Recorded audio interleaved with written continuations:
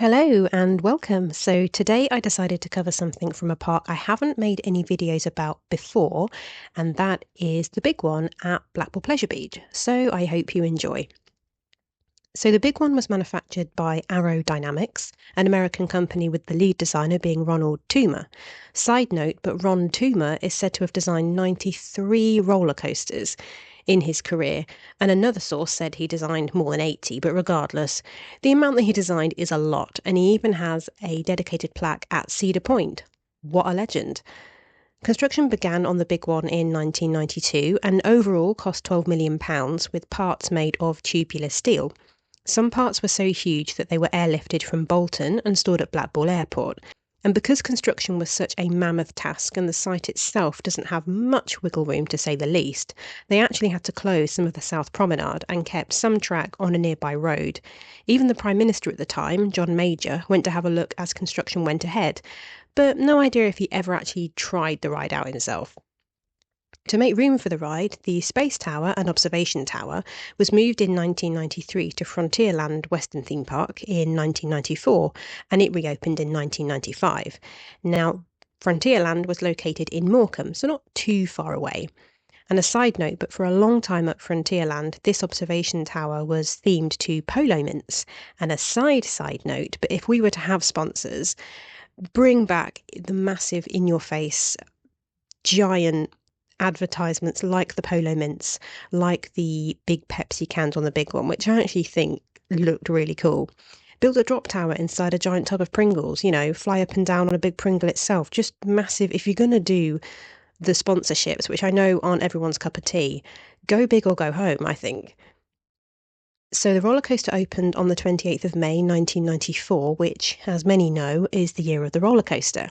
And it opened with a sponsorship from Pepsi and was therefore known as the Pepsi Max Big One from 1994 onwards. Sponsorship lasted until 2011, however the themed Pepsi can tunnel that the trains go through shortly before going up the lift hill are still there, and they kept the Pepsi Max branding on them until very, very recently, which I find really strange because the sponsorship had ended, so who knows the thought process on that. And in my opinion, the new makeover looks interesting, shall we say. And from what I've seen, other people are not keen on it either. So the big one reaches a top speed of 119 kilometres or 74 miles an hour with a maximum positive g-force of 3.5 and a negative g of 0.5. At the time of opening, the big one was the tallest and steepest roller coaster in the world, reaching 65 metres or 213 feet tall from the ground upwards, or 235 feet tall from sea level. It also features a 205-foot drop at an angle of 65 degrees, and its title as the tallest and steepest coaster was taken in 1996, when a Japanese park, Fuji Q Highland, built Fujiyama. After this, the big one did hold the title as the tallest roller coaster in the UK until Hyperion was built at Thorpe Park, which opened in 2024. But it is still the second tallest in the UK for now. And when Hyperion opened, Pleasure Beach sent a digital van, not Digital Dan, but a digital van to Thorpe Park, stating the words, "We'll just have to come up with something else then, won't we?" And I really admire that they did that, absolute fair play. So the big one is also one of the longest roller coasters in the world, with a track reaching 1,675 metres or 5,497 feet in length, which just sounds huge, whichever way around you want to say it. And the layout is known as out and back. This is when a ride vehicle climbs a lift hill not long after leaving the station and makes its way along a really long length of track, before eventually turning back on itself and making its way back to the station. And with the big one's layout, it's a steel coaster with a chain lift hill, but no actual inversions. The lift hill contains height markers as you climb further, so riders know exactly how high they are, and rides last a total of 3 minutes, and you have to be at least 132 centimetres or 52 inches tall to ride. There are 3 trains consisting of 5 cars each, with each of those containing 3 rows where riders sit in pairs.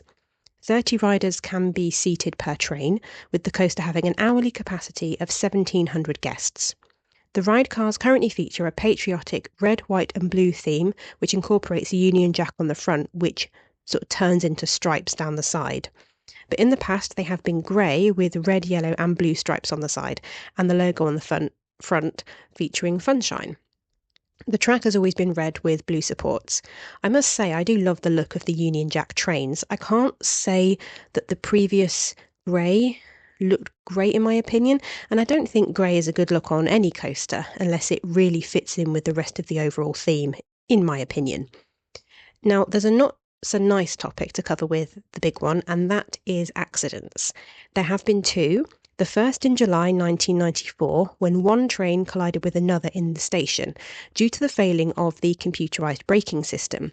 This injured 26 riders, but luckily these injuries were only minor, and others were understandably also treated for shock.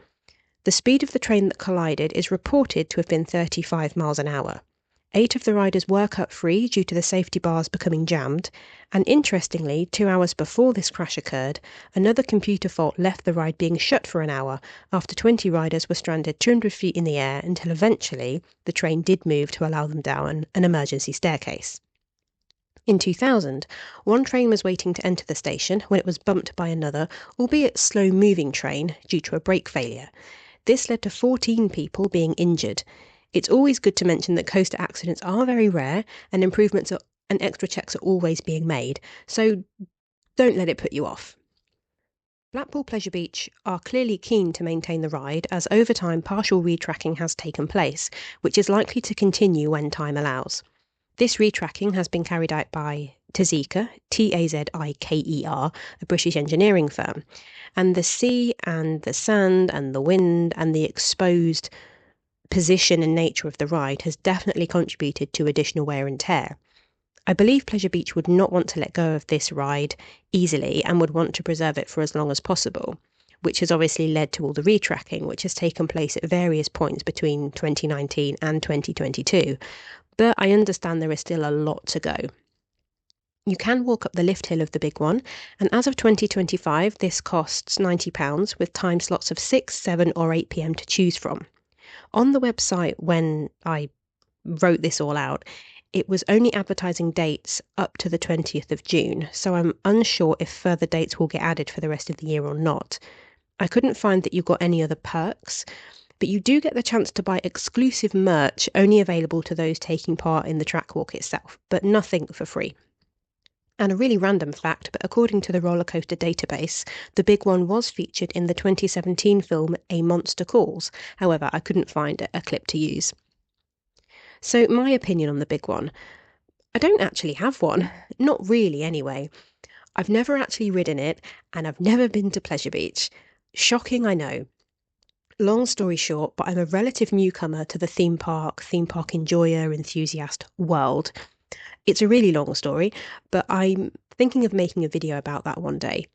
However, at the start of the year, I did move up north, so I am a little bit nearer to Pleasure Beach than I used to be, and I'm also an hour away from Alton Towers, hence the increased frequency of Alton Towers videos that I make compared to other parks.